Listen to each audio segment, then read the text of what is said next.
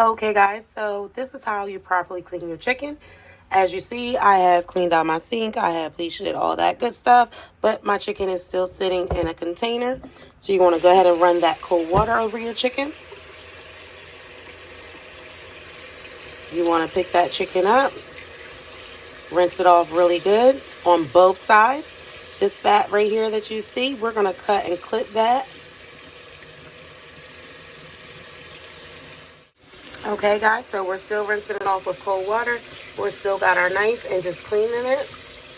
Now as you see, like this piece right here, we're going to go ahead and take all of the excess skin off. So all of this part right there, we're going to cut off. We're going to come to the back. We're going to clip this part right here a little bit just to get that fat, clean it up a little bit. And for right now, all we're doing is rinsing it very good in some cold water. Okay, so after you have got them rinsed off with cold water, you want to go ahead and put some white vinegar on top and some salt. This brand right here is the brand I decided to use. You can use the brand of your liking, but this is the brand we're going to use. And all we're going to do is pour that right over the top.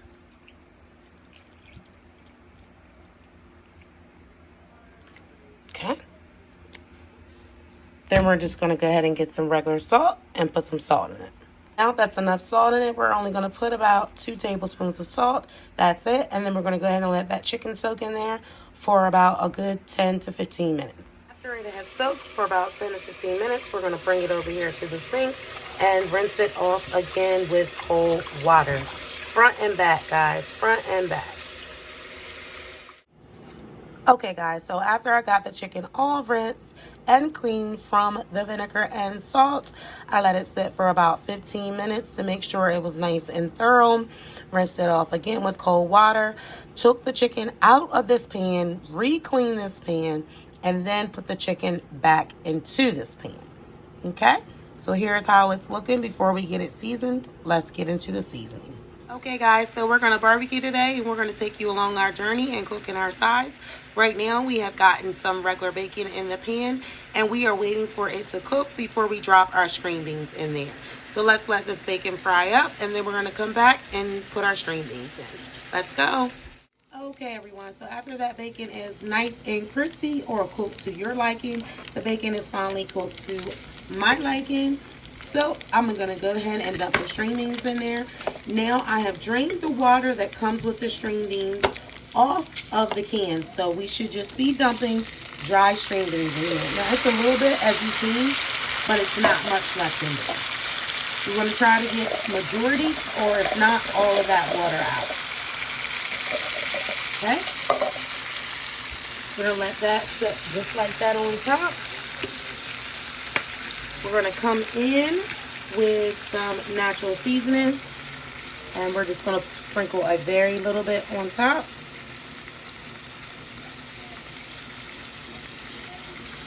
And then we're going to go ahead and put a half cup of water and we're going to let it come to a fry for about 15 to 20 minutes. Let's check that. Okay everyone, so this is how it's looking. We then put the half a cup of water in there. We've also left the grease from the bacon in there. And we have also added the dry string beans. Now we're going to let this simmer down and cook for about 15 to 20 minutes.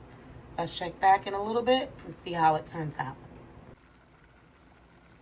Okay, and over here we have our Bush's baked beans. These are the baked beans we're going to go with today. Let's get these baked beans nice and seasoned. Let's go.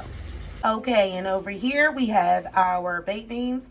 I have added some syrup, I have added some butter, and I also added some brown sugar and cinnamon to them. So they are cooking over here, and we're going to let these baked beans cook for about 20 minutes. Okay guys, so these are what the baked beans look like when they're all done. They have been cooking for about 15 minutes now, so they are done, and I'm going to pull them off. Over here we have our string beans. They have also been cooking for about 15 to 20 minutes and they are also ready to be pulled off. Here is how they are looking.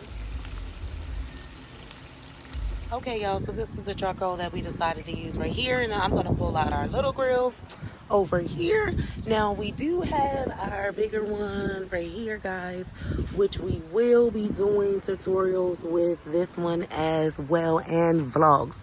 But for today, we're just going to pull out the little one.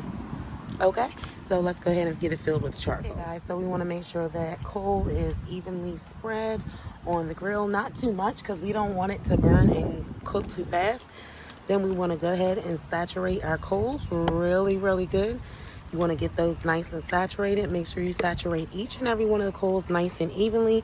Try to equal out the amount. So what you put on one side, you kind of want to put on all of the sides. Okay. So got that nice and saturated and ready. And then now we're going to go ahead and light. We're going to take a piece of this paper right here and rip it off. Okay, so once you get that lit, you just want to put that on top just like that. And if you can, you want to pick it up and try to light the other coals. Now it has went out. It's a little windy in our backyard right now. So give it a moment. Put it together, switch it together so it can get hot. Put it on one of the coals to catch. I'm gonna also light the other end of it. Y'all be careful when you're lighting it. Remember there's lighter fluid on top. So we're gonna also just sprinkle a little bit. Yes, that's what we wanted to do. We wanted to catch fire just like that. Now, as you guys are seeing, I'm putting the lighter fluid evenly around so all of the coals can kind of catch on fire just like that.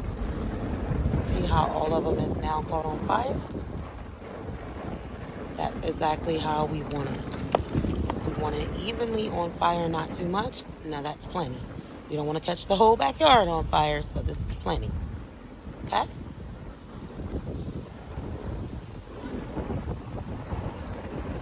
And we kind of just want to go ahead and let that burn off until the coals are nice and gray.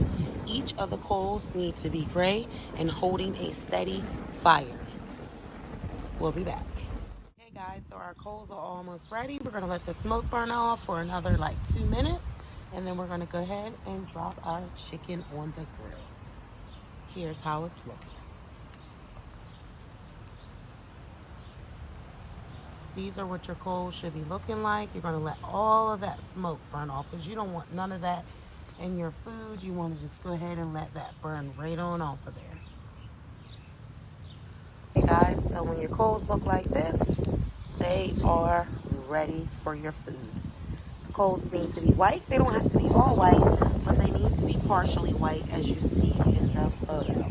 Okay guys, so this is what it looks like when it's on the grill. Go ahead and just move that over a little bit. Now, once you start it, guys, you do want to be over top of it so you can see how the food is cooking, see if it's cooking fast, see if it's cooking slow, whatever the case may be. You just don't want to leave it alone sitting by itself.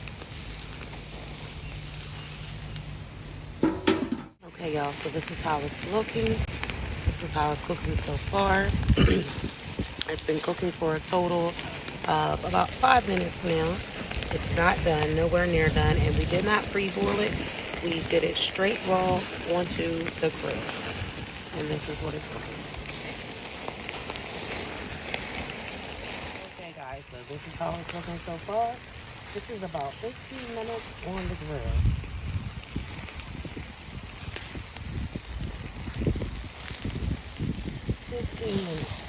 It's looking like this. Almost time to put the barbecue sauce on. Okay guys, so we cooked the chicken thighs 15 minutes each on both sides. As you see, they are fully cooked and done. They are not dry. They are just fully cooked and done.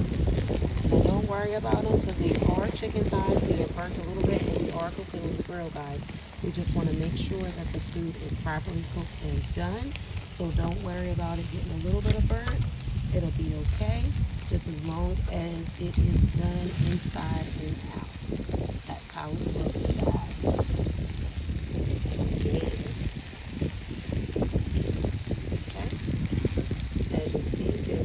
this in the inside. And it's all done. It's ready for the barbecue sauce. So this is how it looks before we get the barbecue sauce on it.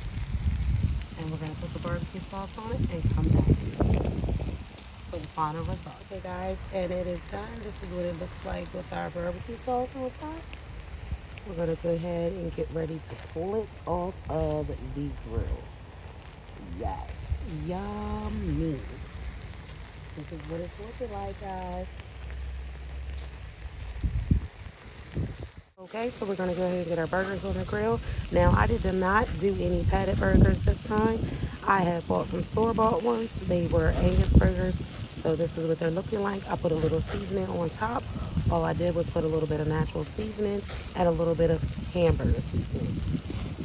For any of you that would like to purchase, this is the seasoning right here I put on top. Okay, guys, we went in and put the barbecue sauce on the hamburgers, and this is what they are looking like. And I'm also going to put some cheese on top, and these hamburgers are going to be done in the next 2 to 3 minutes. I'm going to let the cheese get nice and melted, so probably a good 2 to 3 minutes. Then I'll be ready to take the hamburgers off and get the sausages on.